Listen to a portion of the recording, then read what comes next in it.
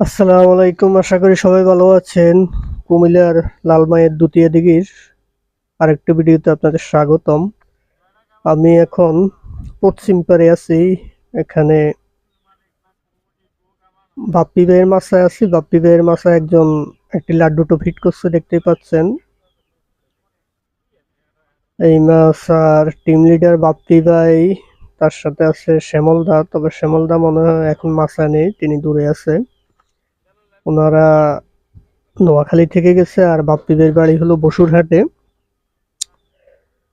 যাই হোক, দেখা যাক তারা কোনো মাছ ধরতে পারে কিনা। আমি এই পাশের ভিউটা একটু দেখাই, দক্ষিণ পাশে, পশ্চিম পাড়ের দক্ষিণ পাশের ভিউটা একটু দেখালাম।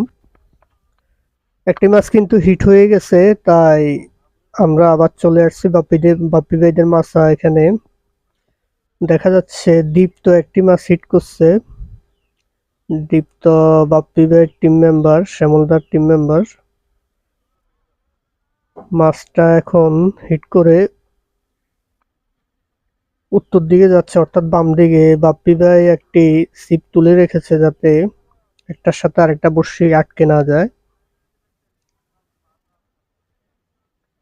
যাই হোক, দেখা যাক কি মাছ এটা, এখনো বুঝে যেতে খুব সময় লাগবে। মাছটা ধীরে ধীরে আনার চেষ্টা করছে দীপ্ত। মাছটা আরো বাঁয়ে যাচ্ছে।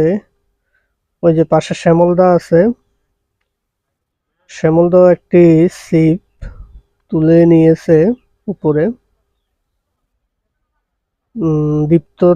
দীপ্তর হাত থেকে ছিপটি শ্যামলদা নিয়ে নিয়েছে, তিনি হয়তো চেষ্টা করবেন মাছটাকে উঠানোর জন্য। দেখা যাক মাছটা কেমন মাছ, কাছে আসলে আমরা বুঝতে পারবো, এর আগে আসলে বোঝার উপায় নেই।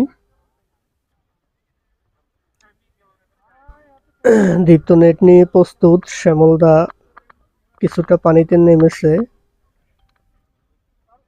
তবে এখন মাছটা খুবই ছোট দেখা যাবে, কারণ আমরা এখন অ্যাকশন ক্যামেরায় আছি। মাছটা উপরে আসলে আমরা চেষ্টা করব নর্মাল ক্যামেরা আপনাদেরকে দেখানোর জন্য।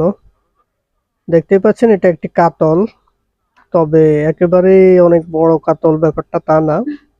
মোটামুটি সাইজের একটি কাতল, খুব বেশি বড় না, আবার একেবারে যেরকম দেখতে পাচ্ছেন এতটা ছোট না, কারণ অ্যাকশন ক্যামেরা মাছগুলো একটু ছোট দেখা যায়। এটা উপরে আসলে আমরা নর্মাল ক্যামেরা দেখাবো। মাছ কিন্তু চলে আসছে নেটে।